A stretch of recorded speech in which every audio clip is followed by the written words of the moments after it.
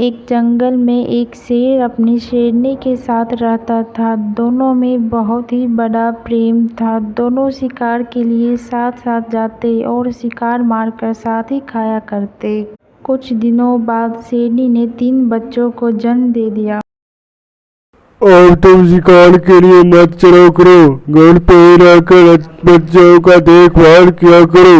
मैं अकेले शिकार के लिए जाऊंगा और तुम्हारे लिए भी शिकार लेकर आऊंगा।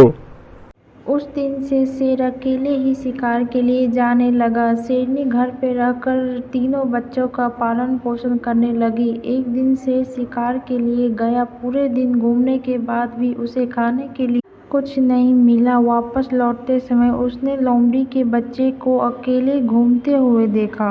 फिर क्या था, शेर ने उस बच्चे को पकड़ लिया। शेर लोमड़ी के बच्चे को पकड़कर घर पहुंच गया। आज मुझे नहीं मिला है, क्यों ना इस लोमड़ी को ले चलो। मैं और जंगल में इसके अलावा कुछ नहीं मिला। बच्चा समझकर मैं इसे खा नहीं सका।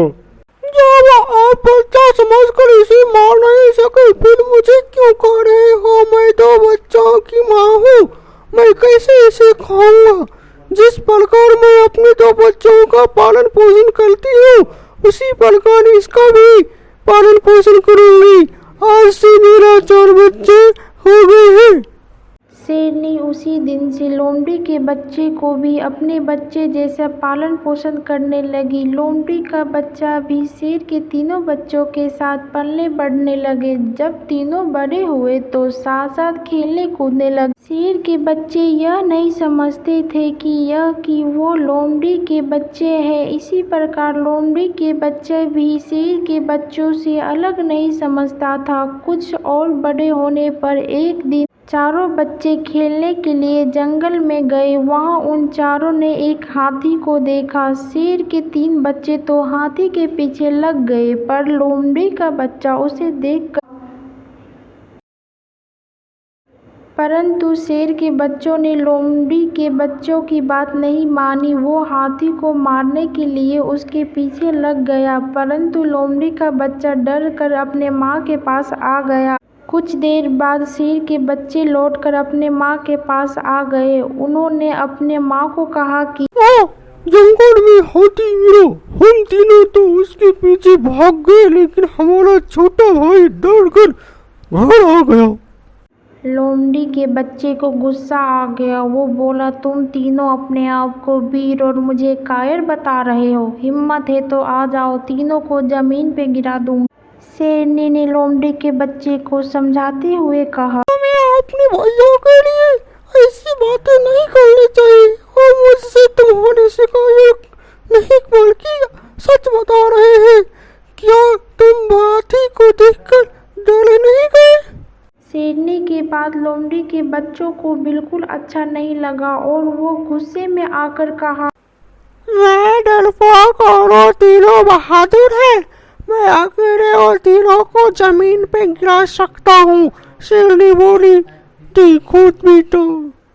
शेरनी लोमड़ी के बच्चे को अलग ले गई और उसे समझाते हुए बोली, तो सच ही है कि तुम्हारे वंश के जानवर हाथी को देखकर डर गए करते हैं। आपकी बात से लगता है कि मेरा वंश और उन तीनों का वंश अलग है। सच बताओ, क्या बात है? देखो, तुम्हारा जन्म लोमड़ी के वंश में हुआ था, उन तीनों का जन्म शेर के वंश में हुआ है। मैंने तुम्हें ध्यान करके अपने बच्चों के समान ही तुमको पालना है। अब तुम बड़े हो गए हो। मैंने तुम्हारे पालन पोषण तो किया है, परंतु तुम्हारे अंदर सभी गुण लोमड़ी जैसे ही है, इसलिए तुम उस हाथी से दूर चले गए। और मैंने इस भेद को अभी तक अपने बच्चों से छुपा रखा है।